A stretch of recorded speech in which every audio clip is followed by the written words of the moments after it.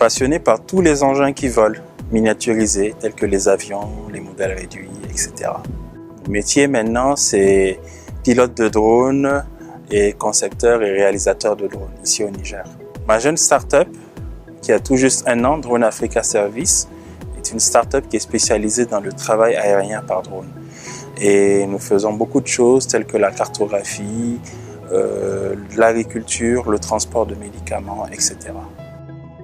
Dans le cadre d'une mission participative avec la Banque mondiale, nous sommes actuellement en train de cartographier tout le lit du fleuve Niger qui traverse la ville de Niamey pour pouvoir cartographier toutes les zones sensibles aux inondations.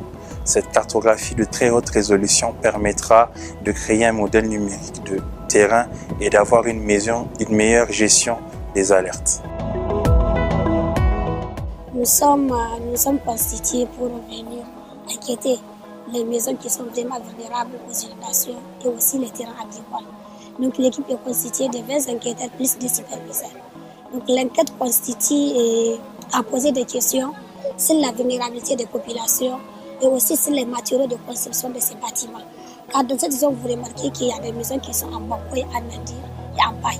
Donc on essaye de recenser ces maisons à l'aide de notre application du nom du GeoODK qui consiste à recenser toutes ces informations sur cette application du nom du GeoODK. Et aussi, il y a une imagerie et Google Earth qui a été intégrée qui permet de localiser l'endroit ou bien les ménages qui ont été affectés par cette crise.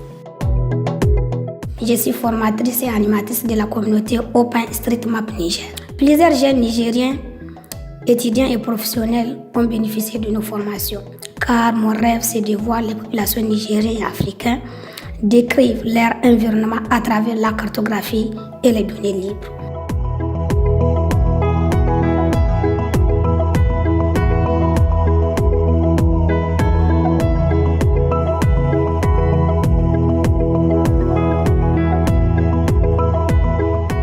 Mon rôle dans ce projet est de convertir l'information recueillie par mes collègues en données quantitatives sur les risques d'inondation à Niamey.